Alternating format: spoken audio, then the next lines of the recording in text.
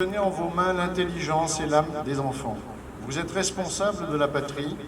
Les enfants qui vous sont confiés n'auront pas seulement à écrire et à déchiffrer une lettre, à lire une enseigne au coin d'une rue, à faire une addition et une multiplication. Ils sont français et ils doivent connaître la France, sa géographie et son histoire, son corps et son âme. Ils seront citoyens et ils doivent savoir ce qu'est une démocratie libre, quels droits leur confère, quels devoirs leur impose la souveraineté de la nation. Enfin, ils seront hommes et il faut qu'ils aient une idée de l'homme. Il faut qu'ils sachent quelle est la racine de toutes nos misères. L'égoïsme aux formes multiples, quel est le principe de notre grandeur, la fierté unie à la tendresse. Il faut qu'ils puissent se représenter à grands traits l'espèce humaine, domptant peu à peu les brutalités de la nature et les brutalités de l'instinct, et qu'ils démêlent les éléments principaux de cette œuvre extraordinaire qui s'appelle la civilisation. Il faut leur montrer la grandeur de la pensée, il faut leur enseigner le respect et le culte de l'âme en éveillant en eux le sentiment de l'infini qui est notre joie et aussi notre force, car c'est par lui que nous triompherons du mal, de l'obscurité et de la mort.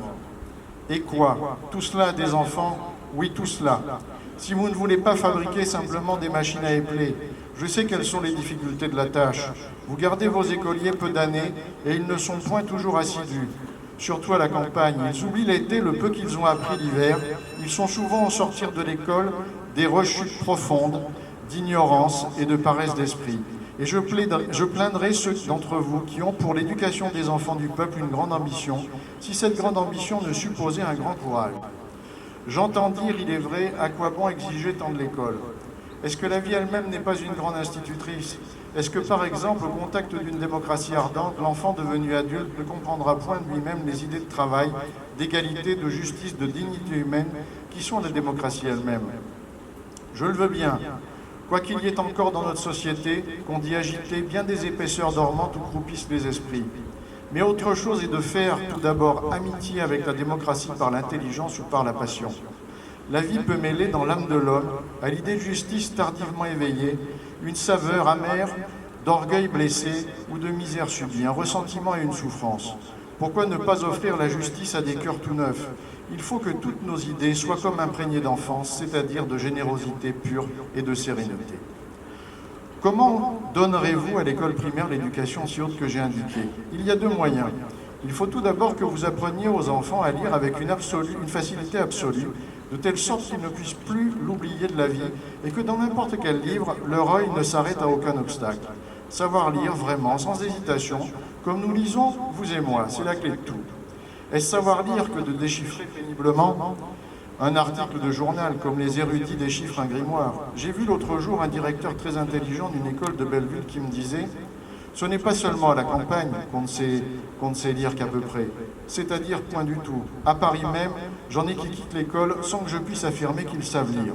Vous ne devez pas lâcher vos écoliers, vous ne devez pas, si je puis dire, les appliquer à autre chose, tant qu'ils ne seront point par la lecture aisée en relation familière avec la pensée humaine.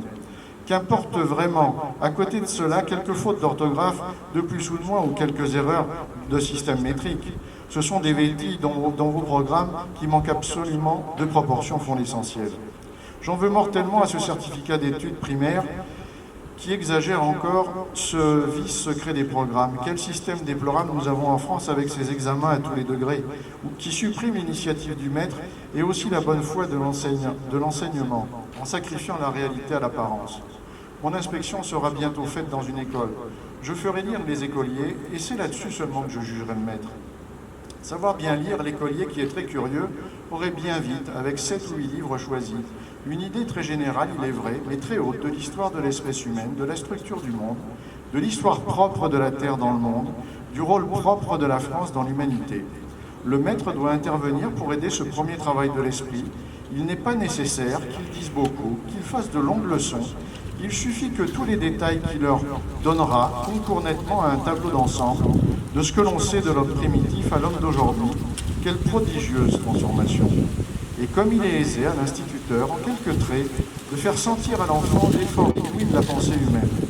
Seulement pour cela, il faut que le maître lui-même soit tout imprégné de ce qu'il enseigne. Il ne faut pas qu'il récite le soir ce qu'il a appris le matin. Il faut par exemple qu'il qu'il se soit émerveillé tout bas de l'esprit humain, qui, trompé par les yeux, a pris tout d'abord le ciel pour une voûte solide et basse, puis a deviné l'infini de l'espace et a suivi dans cet infini la route précise des planètes et des soleils. Alors, et alors seulement, lorsque par la lecture solitaire et la méditation, il sera tout plein d'une grande idée et tout éclairé intérieurement, il communiquera sans peine aux enfants, à la première occasion, la lumière et l'émotion de son esprit. Ah, sans doute, avec la fatigue écrasante de l'école, il vous est malaisé de vous ressaisir. Mais il suffit d'une demi-heure par jour pour maintenir la pensée à sa hauteur et pour ne pas verser dans l'ornière du métier. Vous serez plus payé de votre peine